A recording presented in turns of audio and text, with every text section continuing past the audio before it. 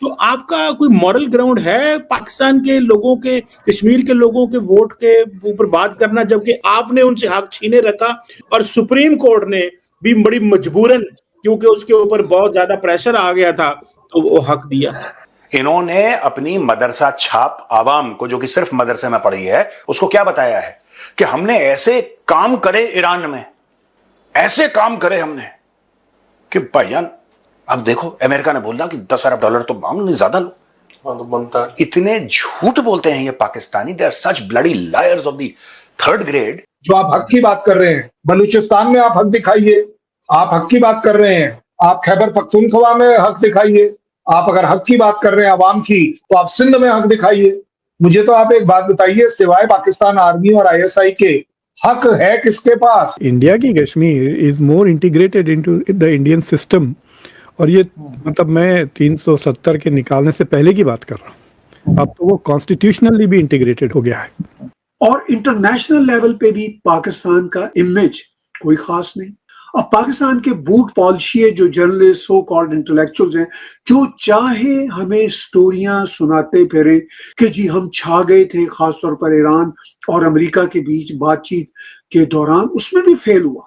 कोयलों की दलाली में मुंह काला हुआ। पाकिस्तानी अधिकृत कश्मीर पीओके में हर नए दिन के साथ प्रोटेस्ट और भी बड़ा होता जा रहा है, जिसे कंट्रोल करने में पाकिस्तानी पुलिस और रेंजर्स भी नाकाम होती जा रही है। इसलिए घाटी में पाकिस्तानी सरकार ने 144 धारा लगाकर कर्फ्यू लगा दिया, जिससे माहौल और गर्म हो गया है। इसे छुपाने के लिए पाकिस्तानी एस्टेब्लिशमेंट ने पीओके में इलेक्शन का ड्रामा शुरू कर दिया, ताकि इंटरनेशनल मीडिया को ऐसा ना लगे कि पीओके में हालात खराब है। लेकिन पोलिंग बूथ में कश्मीरियों के बॉयकॉट को देखते हुए पाकिस्तानी सरकारी बाबू वोट डाल रहे। इसके बावजूद international media Pakistani field marshal Asim Munir से सवाल तक नहीं पूछ रही, जबकि दिल्ली प्रोटेस्ट में BBC और अल जजीरा एक्टिव हो गया था, क्योंकि Asim Munir US president Donald Trump के कहने पर हर गलत काम करने के लिए रेडी हो गया है। लेकिन इसके बावजूद पाकिस्तानी मीडिया एनालिस्ट कमर चीमा पीओके में इलेक्शन की तारीफ करते हुए भारत के कश्मीर में उंगली उठा रहा है कि PM मोदी की सरकार ने तो कश्मीर से वोटिंग राइट्स भी छीन लिए, जबकि पाकिस्तानी सरकार ने आज़ाद कश्मीर को पूरा हक दिया है।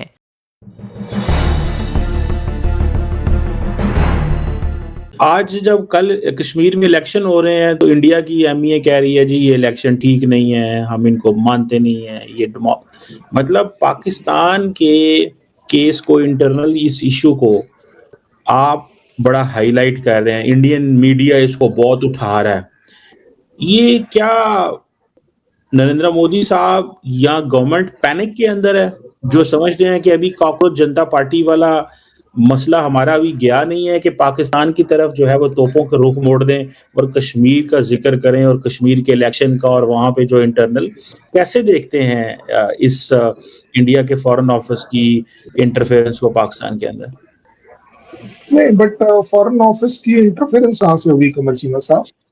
और जहां तक आप बात कर रहे हैं पैनिक का, तो पैनिक तो आप कर रहे हैं, हम तो कर ही नहीं रहे। हमारे लिए कोई पैनिक की बात नहीं है। It's a very routine affair के जब पाकिस्तान POJK के अंदर कुछ जाति करेगा, तो वो जाति तो मेरे कंट्री और मेरे कंट्री वासियों के ऊपर है, और उसके लिए अगर MEA से सवाल पूछा जाएगा तो जायज बात है कि उसे कंडेम किया जाएगा। और जहां तक आपके MEA का कॉकरोच पार्टी की कमेंट की बात कर रहे हैं, उसका इससे कोई इक्वेशन नहीं है। और चलिए, मैं तो आपके साथ चलने को तैयार हूँ। बोलिए आप कब समय और डेट बता दीजिए, मैं कॉकरोच पार्टी का जो हेड ऑफिस है वहां चलकर आपका यही सवाल पूछ लेता हूं कि क्या वो POJK में जो कुछ हो रहा है उसको सपोर्ट करते हैं या नहीं करते हैं। आपको क्लियर हो जाएगा। POJK में जो कुछ हो रहा है उसमें country India stands one. Cockroach party के साथ जो पॉलिटिक्स हो रही है, that is absolutely different subject. तो इसलिए इन दोनों को कंबाइन करना मुझे नहीं लगता कि किसी भी एंगल से आपके लिए ठीक होगा। चले कल साहब, वो आपकी बात ठीक है। देखें, आपने तो अपने लोग कश्मीर के जो चला रहे थे उसको आपने तो वोट देने से मना कर दिया। आपने तो 5 साल वोट ही नहीं कराया वहां पे ना। वो तो सुप्रीम कोर्ट ने मजबूर किया, क्योंकि नरेंद्र मोदी साहब को ये था कि मैंने हार जाना है, इंसल्ट होगी, तो मैंने नया वहां पे कॉन्स्टिट्यूशनल अमेंडमेंट की है, लोग उसके खिलाफ वोट डालेंगे, तो मैं वोट ही नहीं कराता। और वही हुआ, वोट नहीं कराया, यूनियन टेरिटरी बन गई। और फिर सुप्रीम कोर्ट भी 5 साल बाद जागी। मतलब आपका जुडिशियल सिस्टम भी कितना जबरदस्त है, 5-5 साल बाद जागा है। लाखों करोड़ों लोगों की जिंदगियां मुतासर हो रही हैं और वो सोया हुआ है सिस्टम आपका। तो आप कैसे देखते हैं कल साहब, हमारे लोगों के पास, कश्मीरियों के पास तो वोट का हक है, वो तो जा रहे हैं, वोट डाल रहे हैं, लड़ाई झगड़े ऊपर नीचे चीजें, मसले मसाइल हर जगह होते रहते हैं। तो आपके कश्मीर में तो आप लोगों ने तो उनको हक ही उनसे छीन लिया था। तो आपका कोई मॉरल ग्राउंड है पाकिस्तान के लोगों के, कश्मीर के लोगों के वोट के ऊपर बात करना, जबकि आपने उनसे हक छीने रखा और सुप्रीम कोर्ट ने भी बड़ी मजबूरन, क्योंकि उसके ऊपर बहुत ज्यादा प्रेशर आ गया था, तो वो हक दिया। प्रेशर आ गया था सुप्रीम कोर्ट पर, किसका? कमर चीमा का, पाकिस्तान का, किसका प्रेशर आ गया? मैं आपको एक वैसे बताता हूँ, आपको एक बढ़िया सी बात तो खामोश था, इंडियन मीडिया तो खामोश था, वो तो पार्ट ऑफ तो फिर प्रेशर कैसे आया? तो प्रेशर कैसे आया? इनको अपनी कौम को क्या बताना चाहिए? इनको यह बताना चाहिए कि लोन फिर लोन होता है। सऊदी अरब क्यों देगा आपको पैसे? सऊदी अरब क्या चाह रहा है और क्या चाह के आपको दे रहा है सऊदी अरब पैसे? अमेरिका जो पैसे दे रहा है आपको क्यों दे रहा है? इन्होंने अपनी मदरसा छाप आवाम को, जो कि सिर्फ मदरसे में पढ़ी है, उसको क्या बताया है कि हमने ऐसे काम करे ईरान में, ऐसे काम करे हमने कि भाईजान अब देखो, अमेरिका ने बोला कि 10 अरब डॉलर तो मांग ज्यादा लो, तो बनता है। इतने झूठ बोलते हैं ये Pakistani, they are such bloody liars of the third grade. एक बात बताओ यार, आईएमएफ कहता है इनके भले के लिए कहता है, आईएमएफ कहता है कि हमें एयरबेस दे दो, ठीक है, जिसके लिए इमरान खान ने एब्सोल्युटली नॉट बोला था। क्या आईएमएफ ने बोला कि हमें एयरबेस दे दो? आईएमएफ ने बोला कि तुम्हारे न्यूक्लियर वेपन कहां है हमें बताओ? आईएमएफ ने बोला कि हमें ग्वादर पोर्ट दे दो? आईएमएफ ने बोला कि 145 एकड़ कराची पोर्ट पे दे दो, बिन कासिम पोर्ट पे? आईएमएफ ने तो कुछ नहीं बोला। आईएमएफ तो इनसे कह रहा है कि तुम सुधर जाओ। ये हरामखोर सुधरने के लिए तैयार नहीं है, because what they want is what these people want ना। दिस अशराफिया जो है पाकिस्तान का, इनको हराम का खाने की इतनी आदत हो गई है, इनको मुफ्ता चाहिए और इनको शर्म भी नहीं आती है यार।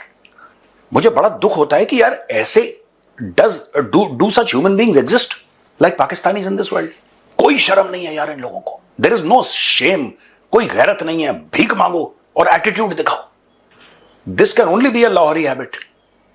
छोटी सी बात, आईएमएफ इनसे क्या कह रहा है? कह रहा है कि हम आईएमएफ से छूट जाएंगे क्या? मुल्क बाकी बेचने के लिए? बेच तो दिया तुमने आधा आधा, और बेच दो। आईएमएफ क्या कह रहा है? अपना टैक्स ठीक करो। आईएमएफ क्या कह रहा है? जो आपका टैक्सेशन है वो ठीक करो। आईएमएफ ये कह रहा है कि अपना टैक्स बेस बढ़ाओ, क्योंकि जितने भी बड़े बड़े अरबपति हैं और बहुत बड़े बड़े लोग हैं वो पाकिस्तान में टैक्स नहीं दे रहे, टैक्स की चोरी कर रहे हैं। वो कह रहा है कि जिस चीज पे आप वो नहीं करते, जब वो आप उसको करने में कामयाब नहीं रहते, या आपका इंटरेस्ट नहीं है, पॉलिटिकल इंटरेस्ट नहीं है उस चीज को करने में, फिर आईएमएफ कहता है ठीक है, आप गैप कैसे फिल करेंगे?